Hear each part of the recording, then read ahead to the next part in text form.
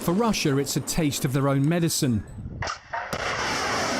For the past 2 winters, the Kremlin has targeted Ukraine's civilian energy infrastructure, using ballistic missiles like the Iskander to hit power stations, gas supplies and electricity networks.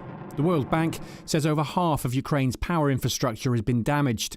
The cost of repair, an estimated £9.5 billion. But lately, Ukraine has started turning the tables, using small drones to hit Russian oil terminals, power stations and factories. Russia has the world's largest natural gas reserves and is the second largest oil exporter on the planet, using an intricate network of pipelines to supply Europe. Exports have fallen sharply since the start of the war. Last year, revenues fell by 26%, but Russia still earned just over £63 billion from its oil and gas. In January, Ukraine, possibly aided by partisans, launched a series of attacks across Russia. On January 19th, they used drones to set 4 oil tanks on fire at a depot at Klinsy. A day later, the target was a factory at Tula, 120 miles south of Moscow, which assembles air defence systems. On January 21st, they struck again, this time using kamikaze drones to hit the Ust-Luga fuel terminal 20 miles from the Estonian border. The damage was extensive, with each day it's out of action costing $2 million in lost revenue. On the same day at Vyborg, near Russia's border with Finland, there was a mysterious explosion, possibly the work of Russian partisans. And 2 days later, there were explosions and fires at 2 electrical substations in the Pacific port city of Vladivostok.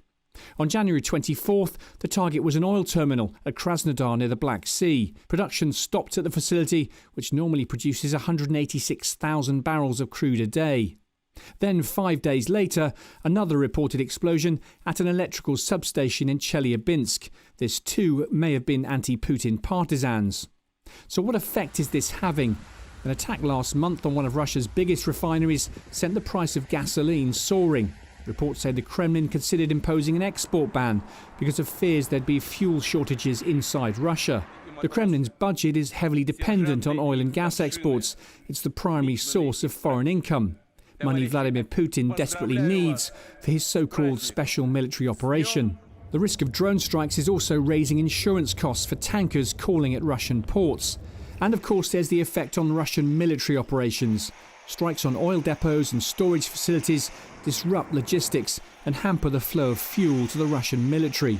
This month, Ukraine has carried out more attacks, this time against an oil refinery in Volgograd, 400 miles from the Ukrainian border. Kyiv showing again that it can use small, cheap drones to hit the industry paying for Vladimir Putin's war. Simon Newton, Forces News. Thanks for watching. For more from Forces News, like and subscribe to our channel.